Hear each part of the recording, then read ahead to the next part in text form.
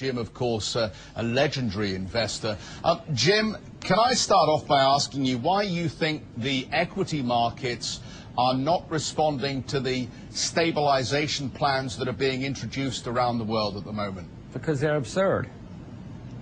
Jeff, we have people, if I had come on your show every week for 100 weeks in a row and everything I said to you was wrong, would you keep me on your show? Would you have any confidence in me? Would you listen to me? Mr. Paulson, Mr. Bernanke, and the guy at the New York Fed, Tim somebody, every week they have been dead wrong. Why would you listen to them? I wouldn't listen to them. Jim, but we are where we are, and I think our audience would love to know from you what you're actually doing with your money right now, because you obviously will be seeing some opportunities here. I'm sure you've kept some of your own powder dry, but maybe you could give our audience some advice as to how Jim Rogers is allocating his capital. Well, I have an enormous amount of cash, and I've been using it to buy more Japanese yen, more Swiss francs, more agricultural products. I mean, there's a liquidation phase going on, Jeff, where everything is being liquidated. I bought agriculture last week, and it's down this week. You know, they're selling everything in sight. But that's what I've covered. Some shorts. I covered a few shorts here today. That's what I'm doing with my money now. Jim, at some point this has got to end, right? And at which levels in the markets would you start thinking, you know what, companies look cheap enough for me right now to get back into equities? I'm not sure I want to buy equities when the market caves in. I don't think equities are going to come out of this on top.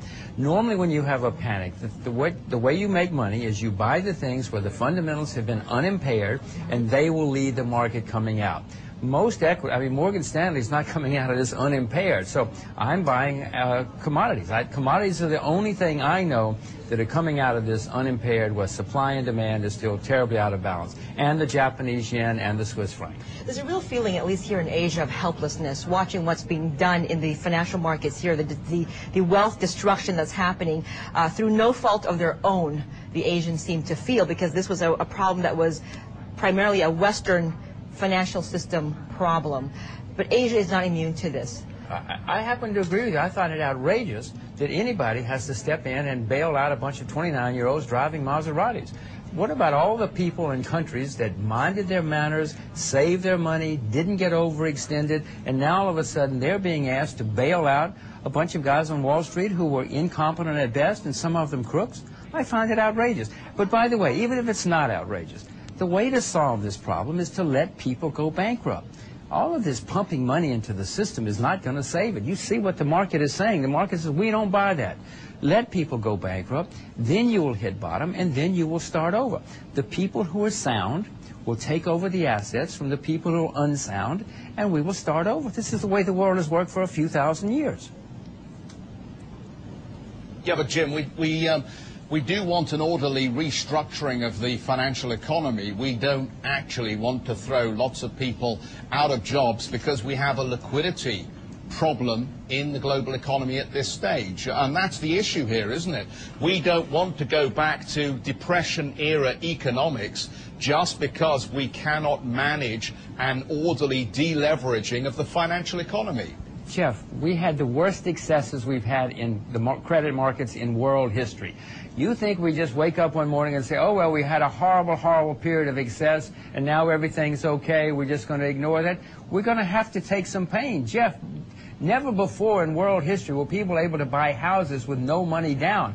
Many people bought 4 or 5 houses with no money down and no job. And then they did it with cars and student loans and credit card loans. You think we just say, well, that's too bad, we're going to start over, nobody loses his job? Jeff, be realistic.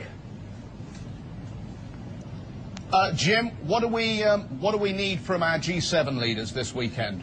Well, what they need to do is, you know, go down to the bar and have a beer and leave the rest of us alone. Let the people who are sound succeed and let the other people fail. And you know, Jeff, what I'm afraid of is they're going to keep doing what they've been doing, which the market hates. You can see the market hates it, because this is going to unleash rampant inflation around the world, rampant confusion in the currency markets, and you're going to have currencies gyrating all over the world. Bond markets are going to start to collapse, and then we're going to have a real problem. And that's why the stock market understands this.